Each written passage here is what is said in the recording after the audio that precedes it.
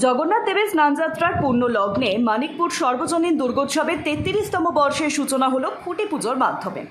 গতকাল এই পুজোয় উপস্থিত ছিলেন নরেন্দ্রপুর রামকৃষ্ণ মিশনের বলরাম মহারাজা, অভিনেত্রী দেবশ্রী ভট্টাচার্য, পৌরপিতা রাজীব পুরোহিত, প্রাক্তন পৌরপিতা সৌমেন মোহন ঘোষাল সহ বিশিষ্ট নেতৃত্ব। এদিন পুজো কমিটির সদস্য অরিজিৎ সরকার তিনি বলেন, এবার 33তম বর্ষে এই পুজোয় কি চমক থাকছে তা দেখতে হলে সকলকে আসতেই হবে চৌহাটি মানিকপুর সার্বজনীন দুর্গোৎসবের মণ্ডপে। আমাদের জুলাই মাস থেকে পুজোর প্যান্ডেল শুরু হয়ে যায়। কিন্তু খুঁটি পুজো হয়ে গেলে সঙ্গীতটা আমরা শুরু করবো।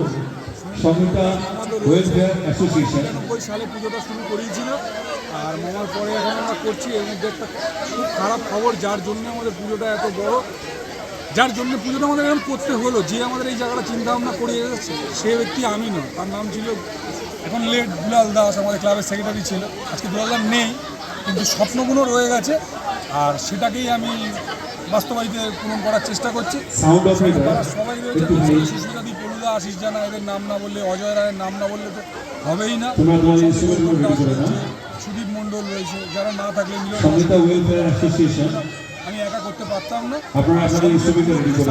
মুস্তাক ক্রিয়েশনের থেকে যারা আমাকে এই সব দিক থেকে হেল্প করেছে, ছোট ছোট ব্যাপার। এই জায়গাটা কোথায় হচ্ছে পুজোটা একটু? এটা হচ্ছে মানিকপুর নস্করপাড়া লিচু বাগান গ্রিন জোন বলা হয় আমাদের এই জায়গাটাকে। পুরো চারিদিকটা পুরো গ্রিনারি রয়েছে, তার এই জন্য এটাকে বলা হয়। অরিজিৎ বাবু, সোনারপুরের কত নম্বর ওয়ার্ড এটা? 23 নম্বর। একটা প্রশ্ন আপনাকে, পুজোতে কি চমক থাকছে?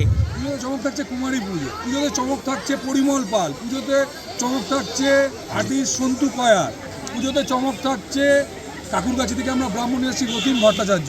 যারা স্পিরিচুয়ালি লোক তারা তো রতিন ভট্টাচার্যের নামটা জানবেই। কোনো সেলিব্রিটি থাকবে?